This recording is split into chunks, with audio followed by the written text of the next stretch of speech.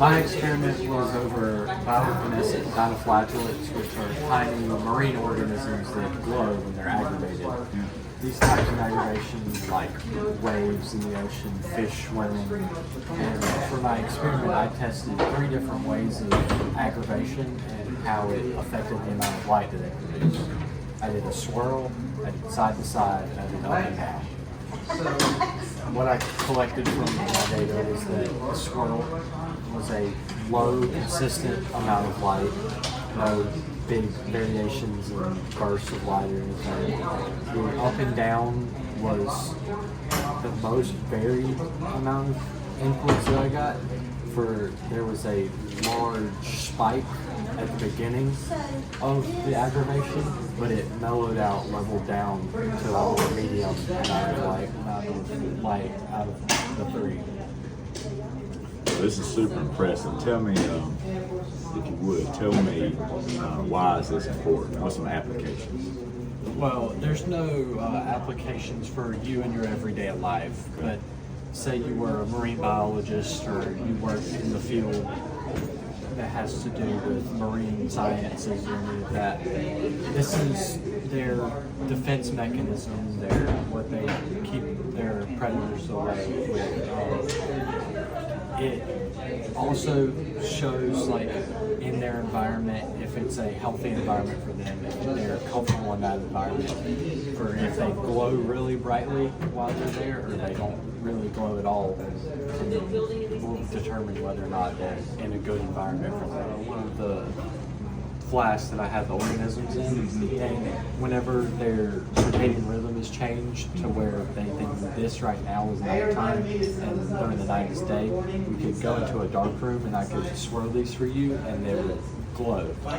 You know the concept where you put jelly beans in a jar and you guess how many are in there. So my experiment was to basically take that and put a theory behind it. The theory is called the wisdom of the crowds, and basically the gist of it is that in a survey, if you average the individual results, that's called the crowd, and that the crowd will be more accurate than the individuals that make up that crowd. So to explain it, this is the green number right here is the true number of jelly beans that were in the jar, and the blue number right here is the average of all of them. So this is all the individual numbers, and when you average them together, you get 603. And only 3 of the individual guesses were closer to the true number than the average was. So it's about 10%. And if you do it in more higher amounts, then it'll get closer and closer down to like 1%. But it's used a lot in like marketing and political science, anything that you're making a lot of predictions in. So this has been the cumulative knowledge and work of the past few months now. It's the control board for the MHS robotics team. This is an engineering poster I made. Pretty much what it has is the design rationale, the requirements for the control box that we set, the control box parts, and more or less some general info. If you look over here though, I have the control box and all set out. You have the servos right here. Those are controlled by this PCA 9685 servo driver, which is in turn controlled by this Arduino Uno microprocessor. That plugs up through the tether to this Raspberry Pi inside the box, and it's all controlled by this USB controller. I know it sounds complicated, but it's much simpler than what we've had in the past. This control box also has the capability for redundancy and for backwards compatibility. So we can control this ROV with these saber tooths and a new ROV with this servo driver instead. So pretty much you have the D-pad on the controller, control these 2 servos. The triggers also control other servos. The L3 and R3 button joysticks control up, down, left, and right respectively. And while the number buttons are not mapped yet, they can be mapped in the future. So it's still, of course, a work in progress. There are some things that are still needing to be worked out, but everything does work. Even in this configuration right now, it's just some minor bugs in the coding which can cause an issue. Pretty much, the design rationale was to come up with a ROV control box that was much simpler than years past, cheaper, and has multiple redundant systems, because we've had many issues such as the saber-tooths burning out in the past because they're fairly unreliable. And this is the culmination of that work.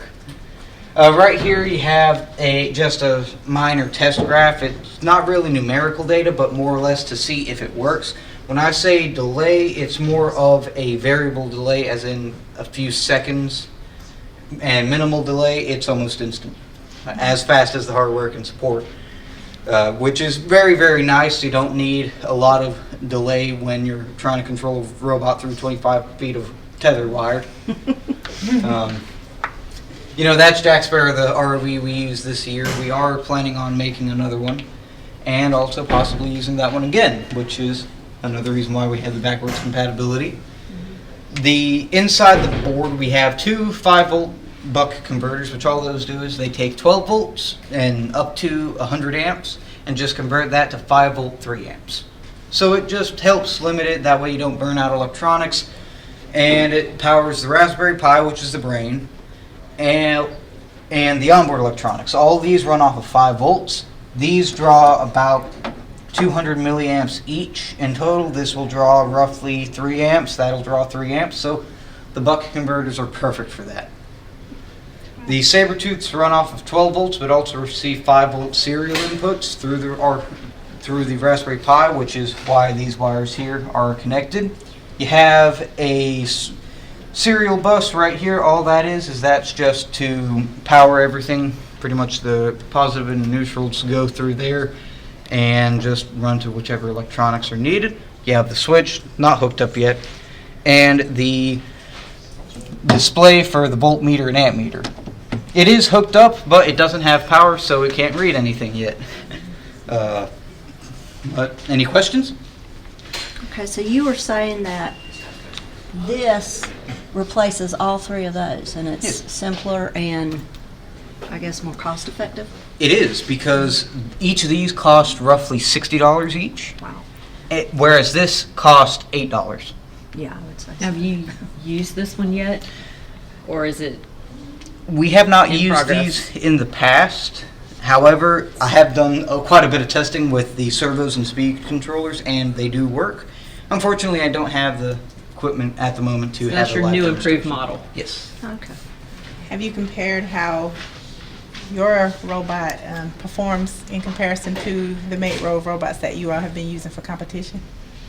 We haven't purposefully built a robot for this yet. Instead, this is more or less just a control box. That way, in the future, we can use it for new robots, or we can use these robots that we've used in the past. And they require the use of these saber-tooths because they use bilge pump motors. Okay.